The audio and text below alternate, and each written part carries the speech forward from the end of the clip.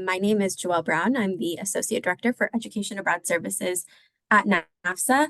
Thank you for joining for this very important conversation about using GI Bill benefits for study abroad. A few housekeeping items first. Please submit your questions through the Q&A tool in the Zoom webinar.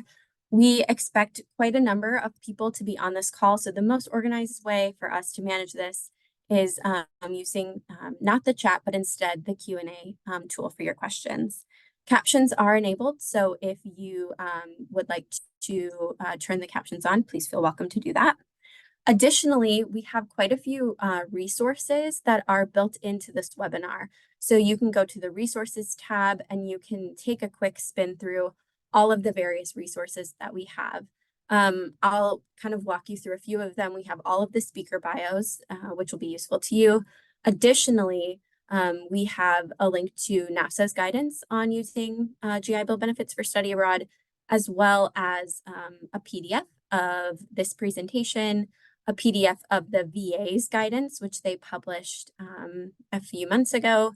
And then also we have some frequently asked questions and scenarios that are furnished from the VA as well on this topic. So quite a lot there for you and your Veterans Affairs Office or your school certifying official to look through together. I do want to really say thank you to the folks who have helped make this webinar happen. We have guests today from the Veterans Benefits Association, Thomas Alfonso and Cinda Quattrini.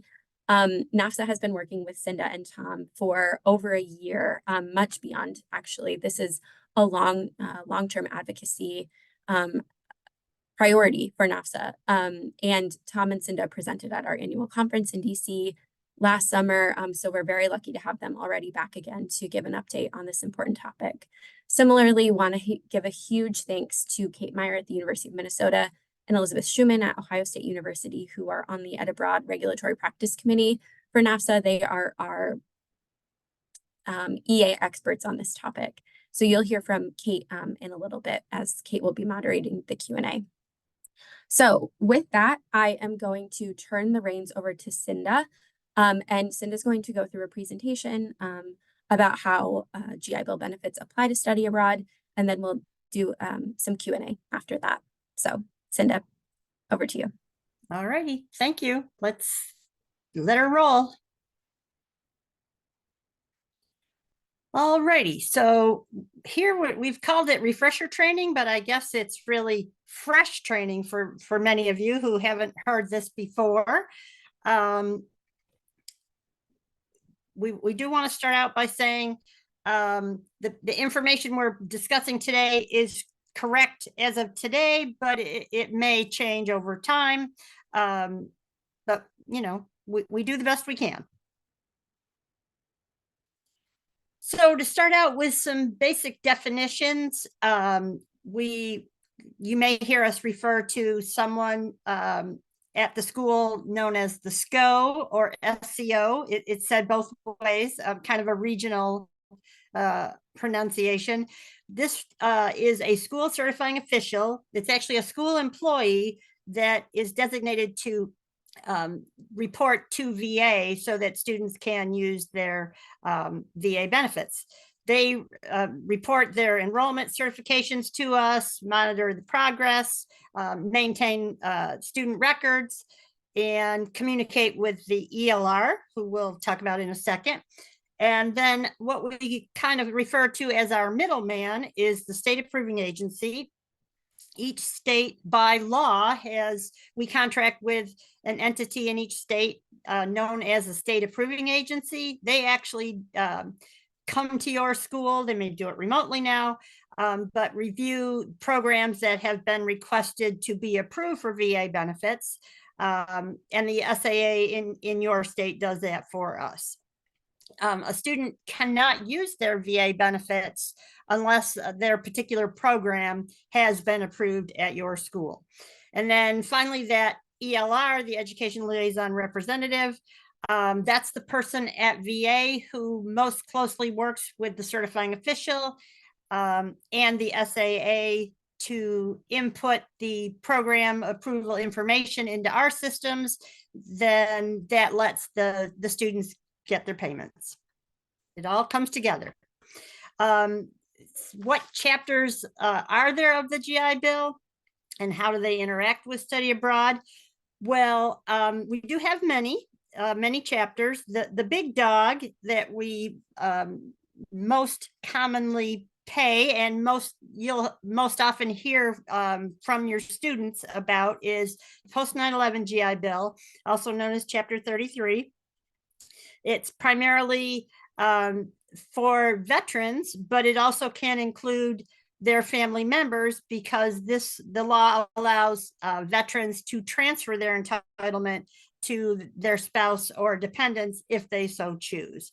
Then there's Chapter 30. That's what we refer to as the original Montgomery GI Bill. That's kind of just a regular active duty benefit. There's also Chapter 1606. That's a benefit made up of reservists and National Guardsmen who haven't done an active duty call up. If they had done active duty call up, they would probably have been moved over to Chapter 33, which is much more lucrative. We also have Chapter 35, which is family members of veterans with some serious service-connected disabilities, making the family eligible for benefits based on the essentially the price that veteran paid to serve his or her country.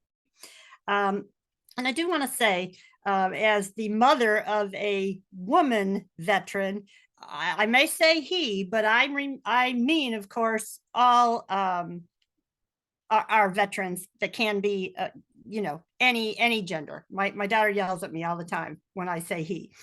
And then finally, there's Chapter 31. That benefit is for veterans who also had a service-connected disability, and it impacted their ability to train in perhaps what they would have wanted to train in. So they can get benefits to be retrained into something that is doable with consideration of the disability that they have. Any of those benefits can be used with study abroad. It's just the amount that the veteran or family member receives differs depending on which program they're in. And how is a study abroad program certified? What's the timeline? What does the SCO need to tell VA? That is primarily the same regardless of the benefit the student is using. The study abroad program is certified much like any degree program that the student is enrolled in, but there's some particular additional information that we need, such as obviously, is the study abroad program approved for VA benefits and so on, but that's what we're here to talk about. The timeline, again, is the same as it would be for any regular program certification to VA, and the certifying official, they're aware of those timelines. You can certify as early as 180 days in advance of the start of the term, but typically we see enrollments certification coming into us within a month or two in advance of the start of the term. Specific for study abroad, the additional information that the certifying official might need from the study abroad office, and I hope I'm describing the title of your office correctly, primarily just the term dates of that study abroad might be different than your school's term dates, and that is definitely needed to break out separately from your regular term dates, because we pay based on the what the student is enrolled in on any given day. So let's say the term starts 3 weeks later than your regular fall term, we would need that information separately. Next slide, please. All righty, so a little bit of information on the coursework. study abroad is limited to institutions of higher learning, obviously. And the student must be enrolled in a standard college degree program or the equivalent.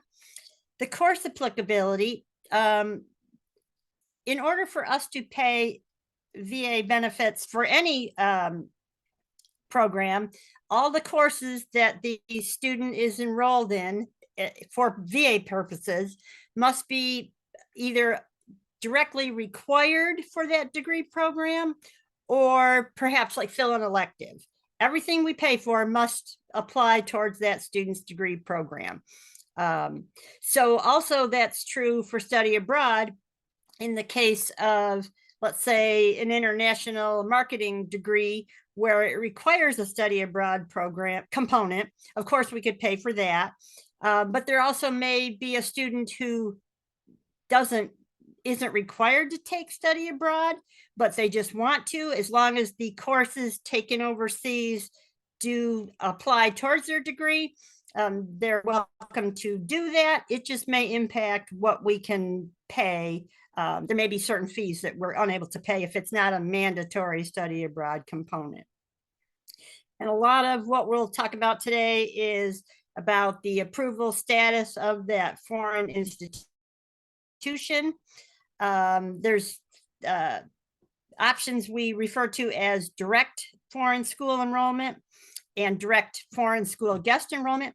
For these, the foreign school must be approved for VA, except this new aspect we're here to talk about, which is Section 9 of Public Law 117333, the Veterans Auto and Education Improvement Act of 2022.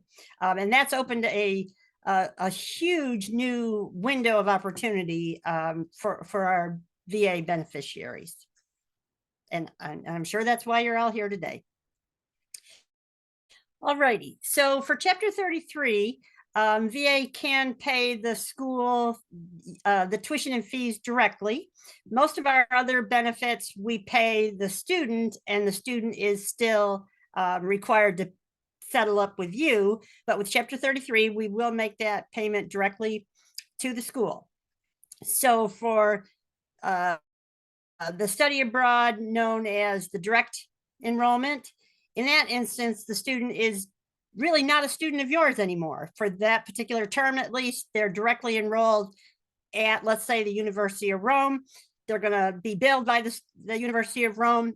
As long as that University of Rome is approved for VA benefits, we'll send that tuition and payment, a fees payment directly to the University of Rome. There's also an option called the guest student enrollment that involves an approved US school and a foreign guest enrollment partner that would also be approved. And we would think of this commonly, for example, a student might be enrolled in a four-year school in your state, but over the summer, they'll take some courses at their local community college. That's what we would, when we say parent guest, that's what we're referring to. And that's also doable with a foreign school if the student has set up the arrangement that way. So those probably don't involve your offices because the student basically has done it on their own. Alrighty, then the Section 9 one that has opened up that new window of opportunity. The student is matriculated at your school and it wants to take part in a foreign school opportunity. Your school and the foreign school has some sort of agreement. We use the terms contract, written agreement, but the key for Section 9 is that agreement has not been specifically approved by the SAA in your state. At the public schools, we can pay up to all the tuition and fees for that student. And at private schools, we can pay up to an annual maximum tuition and fees cap, which, let's see, I made a note here. The annual cap for this academic year is $27,120.05. And also if the private school participates in yellow ribbon and the tuition and fees exceed that annual cap amount, we can also augment it with yellow ribbon if the private school participates in yellow ribbon as well.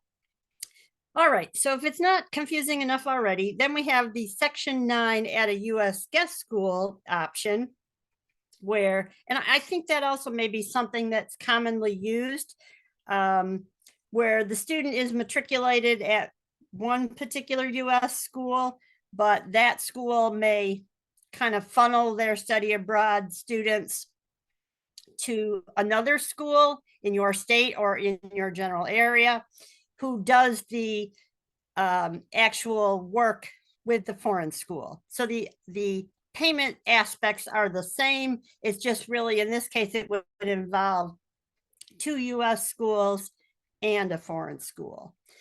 And then finally, there's a couple of options that are really just involve your own school. There's the one we refer to as instructor-led. This would be an example where perhaps the student is in an art degree program, and the art history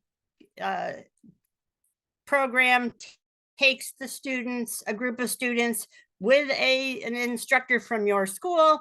They go overseas to Europe and go to various museums. In that instance, we pay for that program as if the student is attending your school. They may be overseas, but for payment purposes, they are paid just as if they had not left the country and they were taking courses all at your school. And then finally, there's the overseas campus of a US-based school. I'm trying to think of examples. For example, I was long time the New York State ELR. NYU, for example, had campuses all over the world. So if a student attended, for example, the NYU campus in Dubai, that student is paid really as if they were a US student. They just happen to be attending overseas. So I'm sure there's no test after we're finished here. So don't stress if it's sounding a little confusing. Because the certifying official will definitely be more familiar with this, and we'll sort it out for you. Can you just back up 1 second? I'm sorry, I want to talk a little bit about that note down at the bottom of this slide. We have a note here that says for VA to pay any additional fees to the study abroad program, the option must be required for graduation. Just want to touch on that a little bit. So I mentioned earlier that, for example, with international marketing, there may be a mandatory study abroad component. In that case, we can pay for a mandatory study abroad fee that may be charged by the home school. But if the student was not required to do that study abroad component, then we could still pay for the base tuition and fees as we would for any student, but we wouldn't be able to pay the school for that mandatory study abroad fee. Okay, sorry about that.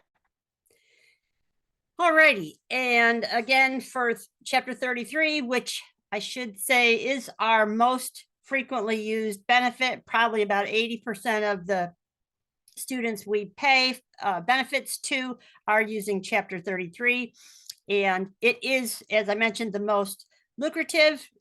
We pay the tuition and fees, and in addition, we also pay directly to the student an annual book stipend of up to $1,000 and a monthly housing allowance while they're in school. And let me see here, I looked up the foreign housing rate is the national average, which is $2,109 a month.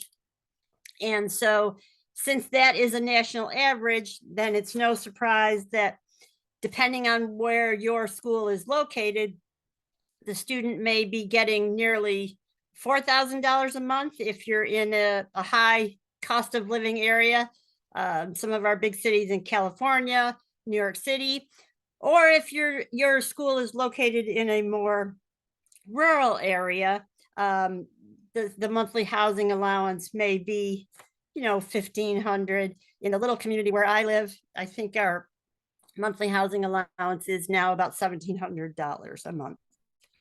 So that may also factor into which study abroad option the student chooses, because some of them pay the foreign school rate, which may be higher or lower than what they would get at your own school.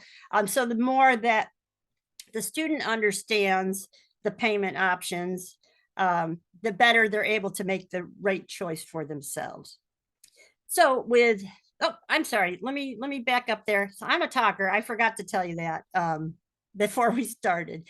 So with study abroad, the direct enrollment, they would strictly get the foreign rate housing allowance. The guest student at a foreign school, they would also get that foreign housing rate. With Section 9, they would get the foreign rate and the Section 9 guest school rate. So only with the instructor-led option would they get the housing rate of their home school. Yeah, so I guess now that I've said it out loud, I didn't really need to break that down. It sounded much less exciting once I said it out loud. Sorry about that. All right. So what can be certified? The following items can and should be certified. The tuition and fees, as shown in the table in the certifying official handbook. And even though we don't have the link here on this slide, I understand it is part of the resources that NAFSA has made available to you if you're interested. And the study abroad course as it applies to the degree program, of course. And as we already mentioned, in order for us to pay for any additional specific study abroad fees, the study abroad option must be required for graduation.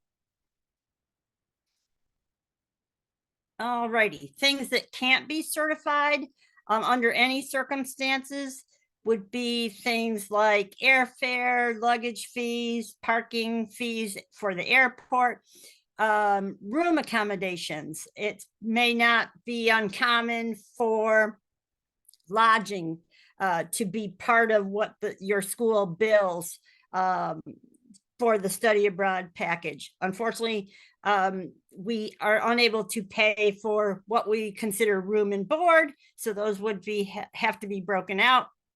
Same thing for travel insurance fees. And then finally, in order to certify study abroad at a foreign school under Section 9, you do have to first obtain a study abroad facility code, and we'll have a little bit more about that coming up. We do want to say the list is not all inclusive, but again, these are things that the certifying official is much more familiar with. So if you have questions, you might want to discuss it with them first. And okay, I'm taking a deep breath before one more thing I want to say on that last slide. And again, I'm taking a deep breath because I know this will be unhappy news to many of you listening today, but we are unable to pay VA benefits for any study abroad arrangement that is provided through a third-party facilitator. It's not that we don't want to, we're just not allowed by law to award VA benefits to any third party that isn't ultimately approvable for VA benefits. All right, go ahead. Sorry about that. So again, VA cannot pay any travel costs, airfare, lodging, and meals, or study abroad with a third party involvement. And I understand that that's common in the study abroad arena. It just unfortunately isn't something that the law allows us to do.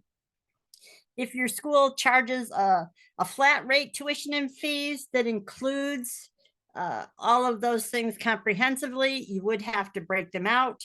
And if you are unable to provide that breakdown, then you cannot report any tuition and fees to VA. So in this case, we would want the certifying official to consult with the student. They may not wish to use their benefits without the getting the ability to receive any of the tuition and fees payment. We would pay them. If you report 0 tuition and fees to us, we would still pay the book stipend and the housing allowance, but it wouldn't necessarily be a good value for the student to use their entitlement without that tuition and fees aspect. But hopefully you can break down the charges, and then this part isn't even an issue. All right. Okay, methods to study abroad and studying overseas. We'll kind of go back over what we mentioned briefly earlier. All right, so methods to study abroad. Oh, I thought I was seeing things there. Methods to study abroad. There is the foreign school direct enrollment. You're not involved in that. Foreign school guest student enrollment. You may or may not be involved with that. Typically, it's the student kind of has set that up on their own. Instructor-led enrollment, that you'd already be familiar with at your school. If an instructor takes a class every spring to Europe, that would be just paid as if it was attending at your school.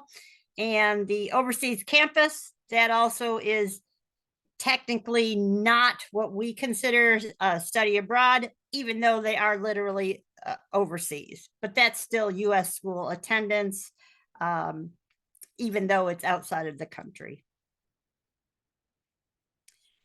All right, at the foreign school direct enrollment, again, the student is matriculated directly into that foreign school. No one at your school would have any involvement. All righty. Next slide. Foreign school guest enrollment. Again, probably the student is matriculated at your school. They may have found this foreign school to attend for a term. That school would, in this instance, would have to be approved in their own right. The credits at the foreign school transfer back as any other guest student situation in the US. Yeah, and there's also instructions in the handbook on how to certify using that parent guest policy. Nothing special in terms of study abroad for this particular option. All righty, next slide. Instructor led, I think we've covered that one. What more can I say about it? And we'll move on to the next slide. Same thing with the overseas campus of the US based school. It's just a US school that happens to be outside of the country. The certifying official would certify that as they would any other student. All righty, we're getting there. Now here's what we really are excited about are the Section 9 options. It has, like I mentioned, really opened up opportunities to veteran students that weren't available prior to this. All righty, if you just want to delve right into them. Student is matriculated at your school and enrolled in a study abroad opportunity with a foreign school, but that foreign school has not yet been approved for VA benefits. And this is probably the most common situation. Alrighty, when Section 9 can be used, the foreign school is not approved for VA benefits. And so if the foreign school isn't approved, we don't even have to think about if the study abroad agreement is approved because it couldn't be for our purposes. That also is a possible to use Section 9 if the foreign school is approved for VA benefits, but the study abroad arrangement has not been specifically approved. And this would be really unlikely, but and we just want you to be aware that it is a possibility. If the foreign school is approved and the study abroad agreement is approved, then you would not certify using that Section 9 facility code that we haven't really talked about yet, but hopefully we'll have time to cover it. I know I'm worried I'm running long here. So finally, we are getting to that Section 9 extension facility code. Before a certifying official can certify a student for study abroad under Section 9, they do have to reach out to the ELR and request that study abroad Section 9 facility code. You only need one. And we know that many schools have requested their Section 9 facility code already. And any student using any of the VA benefits can be certified at qualifying situations, can be certified using that Section 9 facility code. Again, if you're not a certifying official, you don't have to pay too close attention to this part anyways. All righty. We put out instructions on how the certifying officials can request that facility code. Again, only need one. It would be used regardless of where you're sending your student. It's more just a way it allows us to ensure that we're paying the foreign housing rate, and we'll be able to identify the students that have been reported in the study abroad situation. All right, next slide. All right, here's the I guess the downside of Section 9. The law does require that within 5 years of when the first student is certified at a particular foreign school, the law does expect that that foreign school does seek and obtain VA approval for benefits. So the certifying official will be required to kind of monitor that 5-year timeline, and it will begin per program at each foreign school. So we got an example ahead kind of showing how it might roll out at your school. And here's some information on how the your foreign school partner can seek approval. For foreign schools, we don't use a state approving agency because there is no state to work with. So VA does those approvals themselves, and you can get to our webpage with all kinds of information on the foreign school approval process, and the foreign school would actually request approval through that application that's in the second link there. All righty, so an example, you have a student majoring in Asian studies. They're doing a study abroad component in Kyoto. You've requested the study abroad facility code. The student's first certification is for fall semester 2024. So now the SCO has to track that they have certified a student beginning August 19th, 24. That starts the clock for that 5-year approval time for Doshisha University in Kyoto to seek approval. Otherwise, what is our students? The Asian Studies program, if after 5 years, Doshisha University hasn't received approval from the VA, then you could no longer certify students in the Asian Studies program at Doshisha University. All righty, next slide. However, you may send students in the Asian Studies to other universities, so they would each have their own 5-year window. Similarly, there may be students at Doshisha University that are enrolled in programs other than Asian Studies. So you can see how it'll get a little complicated for the certifying official. I guess another reason to be glad you aren't the certifying official. But again, this is what the law has directed us to do. And it is what it is, I guess is what I'll say. So there is a 5-year timeline, just got to track it. Sorry about that. Go ahead. Go to the next slide. Yeah, just more examples of how the process would work in terms of advising a student. So at this point in the 5 years, the 5-year window is brand new for everyone. So essentially any agreement that you have at your school with any foreign school is open for this possibility, right?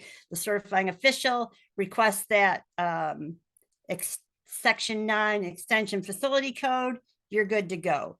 It's as we get closer and closer to the end of that 5 years that it'll get a little trickier as to whether or not you can continue to certify students for that program at a particular foreign school. All right, next slide. And then as far as what you'd have to do administratively, once this 5-year window clock has started, is just track it to make sure that you stop certifying students if that 5-year window has closed and the foreign school didn't seek approval. And there's many reasons why foreign schools may not wish to do it. It is somewhat of a labor-intensive process for the foreign school, and if they only get an occasional veteran student, they may not feel it's worth their time. And we also have issues like language issues and so forth. But I guess involving your offices now in this process may help us. VA sometimes has difficulty reaching out to the foreign schools, but now that I'm saying it out loud, bringing your offices in may actually help us accomplish the approval with the foreign school as well. All righty. And the guest student enrollment, that's just, again, bringing a second U.S. school into the mix. The process is the same. In that case, with the guest school, though, the guest school does all the tracking, not your school. So I guess that's good, right? All righty. Yeah, we can skip this one. We've kind of said it all in various ways now. And I can take a breath. I've gotten to the end of the slides. Whew. All right. Somebody. All right. Oh, good. Hello, Thank you. everyone.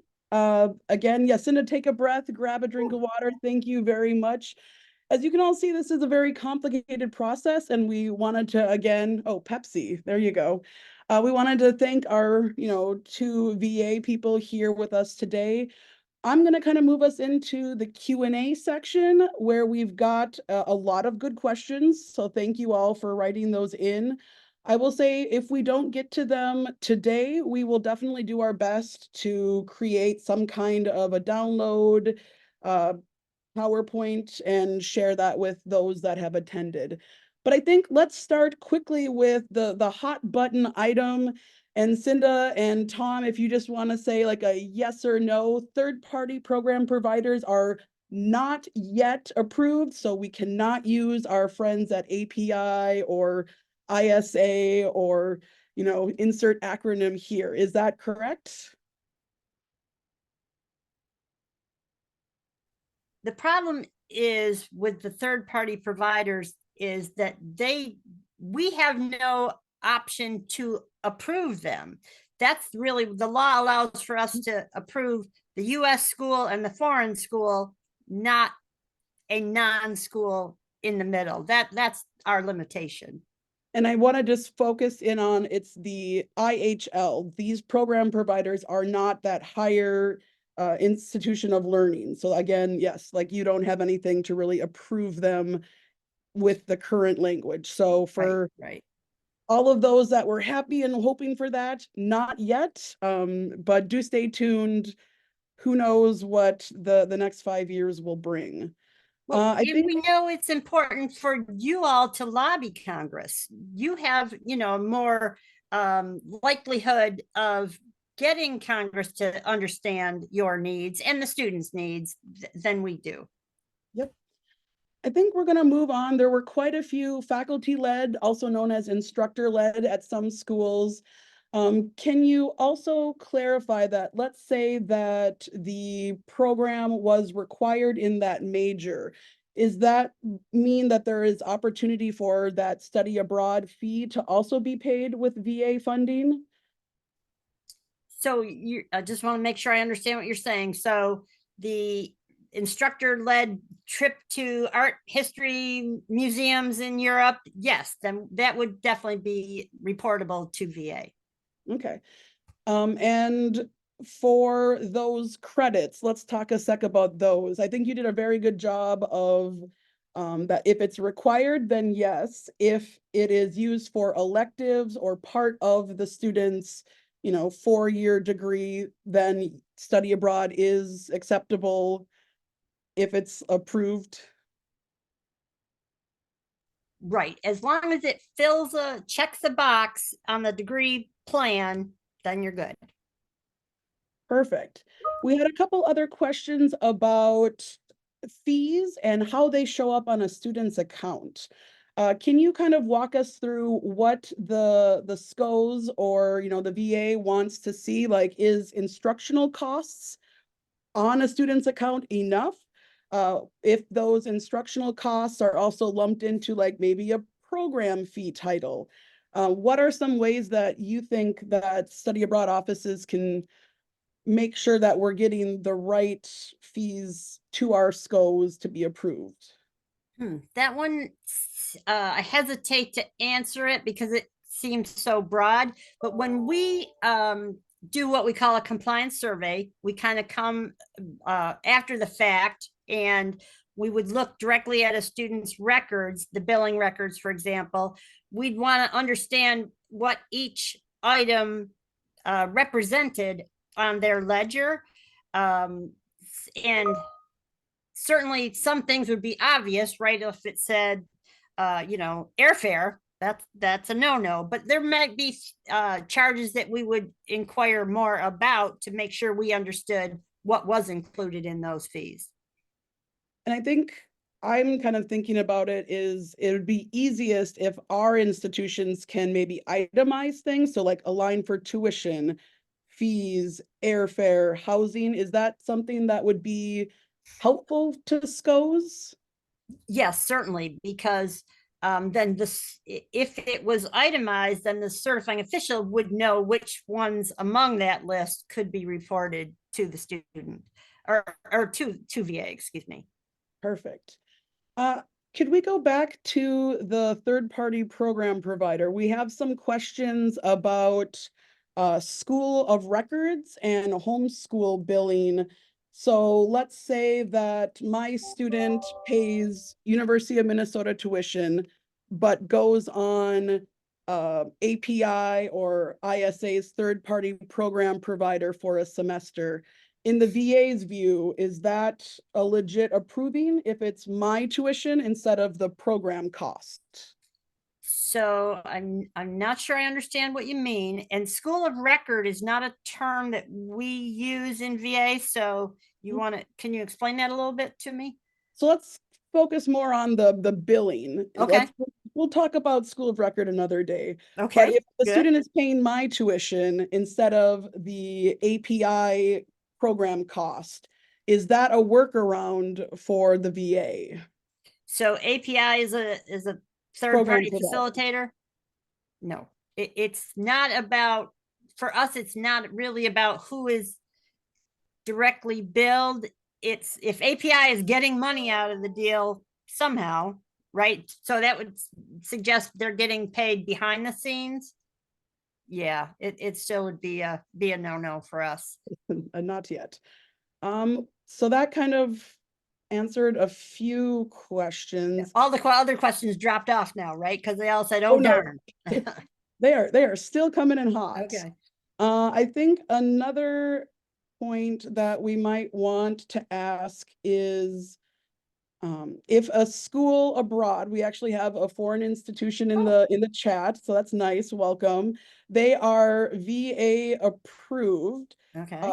but they've been told that they can't do exchanges or stuff with their US partner anymore, what would the VA kind of recommend or have any thoughts about once they've been approved abroad? Do you want them to be certified at that foreign school or the US home school? So again, it would sort of depend on the circumstances of the specific study abroad arrangement. But a couple years ago, we did put out guidance that those direct exchanges weren't permissible by law, but Section 9 has changed that. So if this particular foreign school, which is approved, that's good, but it's likely their study abroad arrangements aren't approved with whomever they partner with. So they then could use the Section 9 option, which really wouldn't mean the foreign school certifies, it would be the US school. So, and that would probably be with the exchange, you aren't literally, you're billing your own students, right? The ones that you send over. So yeah, I think that probably would work for that foreign school now. So basically they should chat with their US partner and Partner, the for sure. SCOs Yeah. involved. Right. Perfect. It looks like there was some question about housing allowances. And I believe you had mentioned that, you know, you pay students that foreign rate if they're going on a foreign program. Could you talk a little bit more about the ins and outs of housing allowances versus on like a faculty led, we would call them more like accommodations or hotel kind of things? Well, our monthly housing allowance is not directly tied to what the students' living expenses are in that particular month. They just get the rate that they get, right? So with instructor led, they're going to get the housing rate of your home school, right? Because we think of it as it is a course at your home school. They just kind of went on a big field trip, right? So in that case, they're going to get the housing rate they got last semester and when they were home, and the one they'll get next semester when they come back home. And again, it may be higher than the foreign rate or it may be less than the foreign rate. It just is whatever it is for your school. Conversely, in Section 9 arrangements, the student, when overseas, will specifically get that if they're studying full-time, which generally they are, they'll get that foreign rate, which is the 2109 a month. If that answers the question, I may have lost track of it there. That's all right. We're coming in on 10 minutes to the end of, or to the top of the hour. So there are a few other questions about what happens after that 5-year grace period has ended. What happens if the foreign school did not get approved, but my institution has a student that wants to go abroad to that location? Unfortunately, right now, as the law stands, if that 5-year window is opened, let's say this fall, for a student in international marketing at Rome University, that one always comes to my head first. Then after 5 years, if Rome University wasn't approved for VA benefits, you could not certify a new student, in fall 29 for that program. So the options would be suggest the student goes to another school, foreign school, whose 5-year window is still open. Or I guess the student could consider changing programs, right? But that 5-year window, if the foreign school doesn't get approval, that option would go away. Right, and there is no penalty for that being kind of like a lapsed kind of a program? There's no literal penalty, but that's part of what we do during compliance surveys. If we found that students were certified outside of what is allowable, then there may be, the penalty would ultimately be your school could be withdrawn from approval, which obviously you wouldn't want that. Yes, staying in compliance is key. There was And I guess more directly, if we found that a particular student was certified and received payment for something they shouldn't have, we would probably create a debt for that student and the school, so that we would expect funds back that we paid out, which also isn't, good for anybody. indeed. There was a question about the facility codes. So it says, we need separate facility codes for each school students attend for study abroad in a guest student situation. And if it is instructor led through institution and or campus. But basically you need one facility code that is for my entire institution and all of its programs. Well, Correct. if your school is approved for VA benefits, which it must be, or you wouldn't have a certifying official, right? They already have a facility code that represents your main campus, and they may have, if you have branch campuses, there may already be one or more existing US facility codes. You only need to seek one study abroad Section 9 facility code, and we're putting particular numbers in that code that mean to us, this is a study abroad code. So again, I think I lost track of the question, but basically there's a one study abroad code, and then all of my programs need to be kind of, they would all be funneled certified through that facility code. But in the case of instructor led, your certifying official is just reporting it. They don't even use that study abroad extension code. They just use their own regular facility code. correct, because faculty leds are Right. the institution owns the course, teaches the course, bills the course. Right. It has not been impacted by Section 9. Exactly. It's always been a legit use. So you passed the test of the webinar today. I would hope so. I've been talking about VA stuff for quite some time. There's another question about how you view higher education abroad, kind of like systems. So for example, California State University international programs, SUNY is one. So these higher ed institutions that also do kind of study abroad, they're not quite third-party program providers like our friends at, CIEE or DIS. Sorry, I'm throwing acronyms at you. But how would the VA interact with those kind of systems? I think you and I have spoken a little bit about the California situation, and as I understand it, it doesn't really qualify because that third party, even though it's part of the state of California, it's not a school. But as I understood it, because I was New York ELR for a long time, the SUNY one, they just kind of run their students all through one of their SUNY campuses. Is that right? At least that's what they told me at the time. I might have to, be mad at them now. So it kind of depends on the circumstances of each arrangement, basically. And I think I was looking a little bit more into that, and the location abroad, how that's viewed, and if it also has like a degree program or certification at that institution that helps it be more good, I guess, for the VA, or a little bit less of a red flag for the VA.